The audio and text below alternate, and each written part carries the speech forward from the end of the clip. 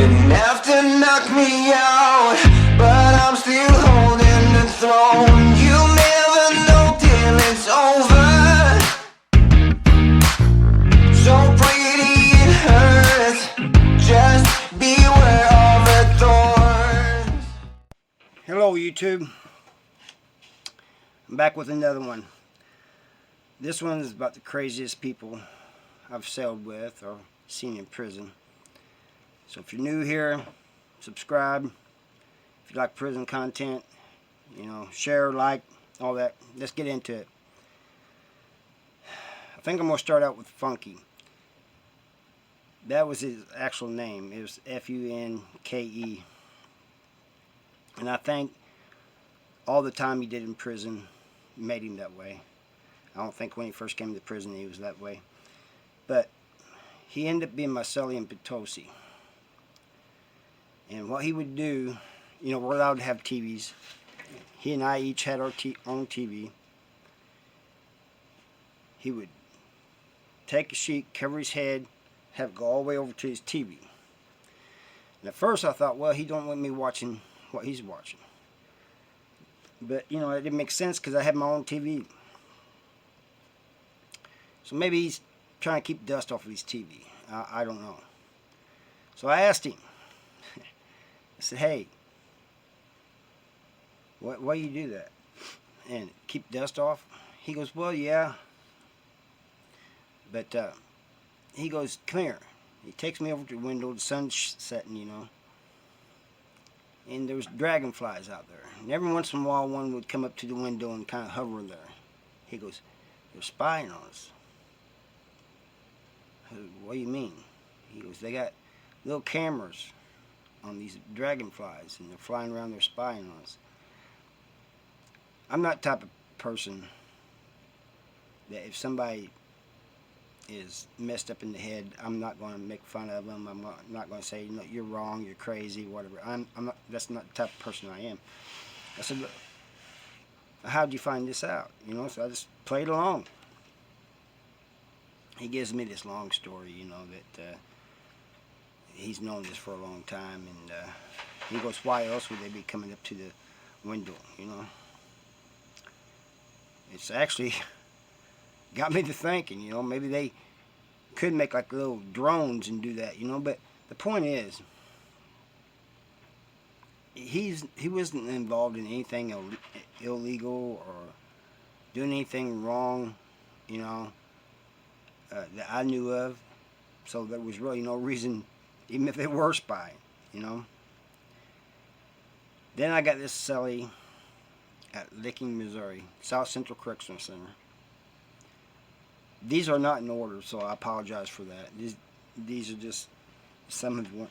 And this guy really wasn't crazy, but he went by the name Donkey. And the dude was a hustler. I'll give him that. He made money in prison. He hustled his butt off. That's the only money he had was from hustling, and he was good at it. But he's a little short, bald-headed guy, and he moved in with me, and he says, they call me Donkey. I said, I know what they call you. I'm not calling you Donkey. I'll call you Cellie. I'll call you by your real name if you give me your real name, but I'm not calling you Donkey. Well, he kind of got upset about that, and I told him, I said, I'm just going to call you Cellie. You can call me Harv, Cellie too, whatever you want to call me, but I said, I'm not calling you Donkey. It just doesn't sound right to me. And he kind of laughed about it, but he was kind of irritated by it too, because he and I got along, except for that.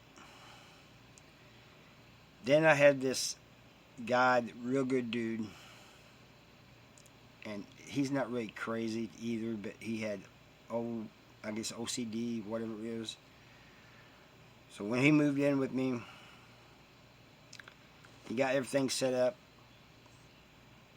I had my lighter sitting on the desk, and I picked it up, lit a cigarette, and set it back down on the desk.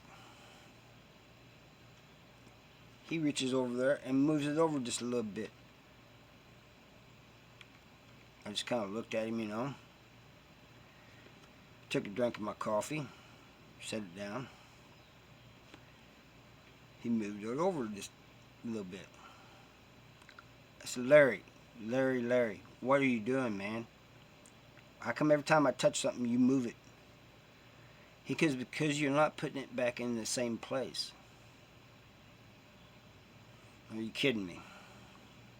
I said, I can understand that with your stuff, but this is my stuff, you know? Anyway, a few days go by, and I said, Larry, you're driving me nuts with this. This is, I mean, everything had to be in an exact spot, you know?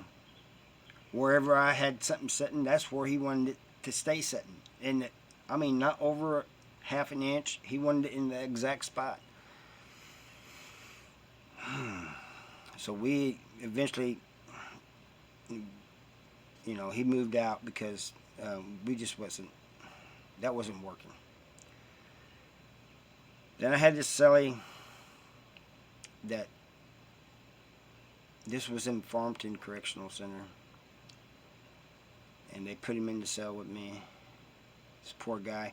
He looked like he was 15, and but he was like 23 or something. I didn't know he'd been at Biggs. Anybody who knows what Biggs is? It's like a mental hospital institution. I didn't know all that at first. He talked to himself. He talked in a different voice. I mean, literally, it wasn't like he was changing his voice. He just talked in a different voice sometimes, you know, and he was like a different person. And he would bang his head on the wall. Just bam, bam. I mean, to his bloody. And the first time he did that, you know, COs and stuff didn't know what was going on, you know, and they thought I did it, you know. They checked my hands, they talked to him, and they couldn't really get nothing out of him, you know. So they'd take him to the hole. For like 3 days, they'd put him in a suicide cell. Because I told him, man, dude, banging his head on the wall, you know, and they, well, why would he do that? You know, they thought I did it. But, so they took him to a suicide watch, because when talking to him, they seen he wasn't quite right. 3 days later, they'd bring him back out, and they'd put him right back in my cell. So one day, we're out in the wing, and this guard comes by, he wasn't little, but he's kind of a smart-ass correctional officer. Walks up to me and says, how's your cellie doing? Been banging his head off the wall anymore? I said, no. I said, he's in the cell. I said, when I walked out, he was talking to himself. And CO says, well, you know, and another guy was there with me that's trying to move in with me. That was Kevin, by the way. And he goes, well, I got to go see this. So he walks over to my cell, and the guy's in there just banging his head against the wall, and he was on the top bunk. The guard ran in there and said, hey, stop it, stop it, stop it. He just kept doing it. Wasn't paying him. I could have told him he wasn't going to listen to him. So he jerks him off the bunk and cuffs him. Throws him down on the floor and cuffs him. Which I didn't think was quite right, you know, the way he did it. I mean, he could have got him off the bunk and restrained him or whatever, but he didn't have to throw him down on the floor like that, you know. Took him to the whole suicide cell. 3 days later, they bring him back to my cell. Eventually, they take him away, and I don't see him no more. I don't know what happened to him. I don't know where he went, but they just took him away. And I've often wondered you know, what, this chair's rolling with me. What happened to him, you know, what, because that dude was in a bad way. And I had this one, this one cellie that, he was crazy, but what really got on my nerves was, I mean, he wasn't crazy like some of these that I've talked about, but he would not shut up. You know, I come in the evenings, I want to sit back and watch TV, maybe eat a little something, you know. I don't mind my celly saying a little bit to me here and there, but when I got my headphones on and I'm watching TV and you're just, hey, you know, hey, dude, you know, because I kept going, what, you know. And I finally told him, and it wasn't just that he talked a lot, it's what he talked about. You know, he would come up with these scenarios and theories, and like they had these big pipes outside the housing units, you know, it went all the way around to each housing unit, you know. It looked like it's kind of connected. Big pipes, and it's supported by these concrete things, you know. And he'd say, you know what I heard? What'd you hear? I heard that they got these pipes so that if a war breaks out and we get invaded, they can just gas us all. Is that what you heard? He goes, yeah. You think I'm full of it, don't you? I'm telling you, that's what's going to happen to us.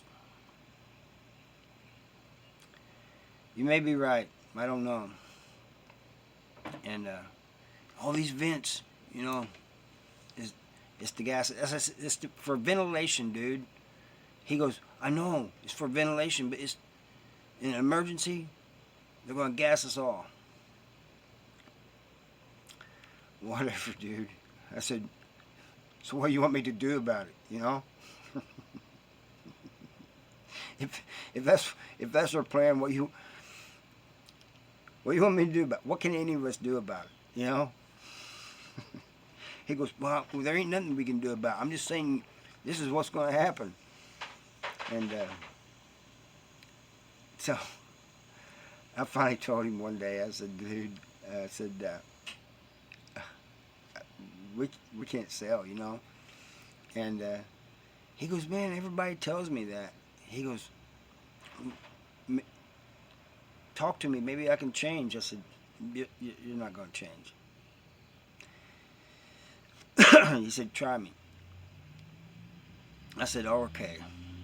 So number one is you talk non-stop. I said, I don't mind a little talking here and there, you know.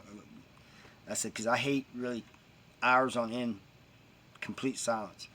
I had a cellie like that too. I'll tell you about him in a minute, but he wasn't crazy. He just didn't talk to people too much. And he goes, I can slow it down. I said, okay. He goes, I was thinking maybe it was what I talked about. I said, well, that kind of is, but I said, if you just knock down the talking non-stop, you know, I said, I'll be fine with that. I can deal with the rest, you know. And he goes, okay. That evening, for about an hour,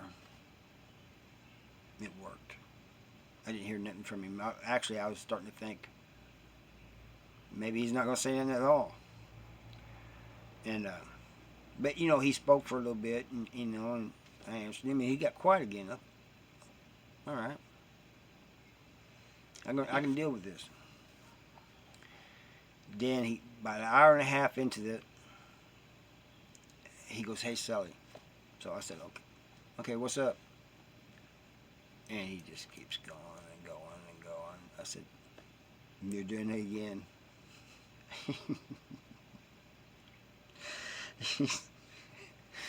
He goes, oh yeah, thanks for reminding me. I said, dude, this is not going to stop, you know. You're just going to keep doing this. And I said, you can't help yourself. I know you can't. But this is who you are.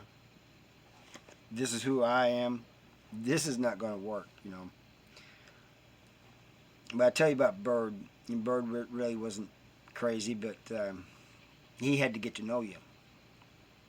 And he moved in with me. And I mean, for, I'd say, the first 3 or 4 weeks, he hardly said nothing at all.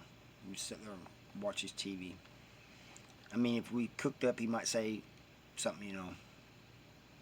Even then, he didn't talk a whole lot. But, I mean, he could sit there for hours and not say a word. But, you know, he finally loosened up. And, but one of my workout partners told me, he said, man, I feel uncomfortable around Bird. And I said, why? Because he don't talk? He goes, yeah. He goes, I'll say something to him, and he'll either nod or shake his head. He doesn't say anything. I said, well, you know, he wears them headphones everywhere he goes, in the cell, outside the cell. So, you know, he's not really in a lot of talking, you know. He's in it to listen to his music. And he goes, yeah, man, but it makes it awkward. And I said, trust me, you just got to get, he's got to get to know you. He'll loosen up over time. And he did with those guys, too. He's out now, and he's doing fine. He's got a good job. I've been wanting to see him, but he's like way across the state. I got some more crazy people. I mean, actual crazy people, but and I don't even like using that word, because these people, a lot of them, some of them come in prison that way, but a lot of them, the time gets to them, and that causes them to be that way. And it could have happened to anybody. You know, that's why I tell people, you know, when I was in prison, they said, man, that dude's nuts, you know. He's crazy. I said, man, dude can't help it, you know. And so, you know, it could have been me. Of course, some people, if you talk to some people that know me in prison, they'll say I'm nuts. But, you know, I guess it's just how you look at things. Anyway, that's all I got for you. And see you next time. Thank you for watching. Bye.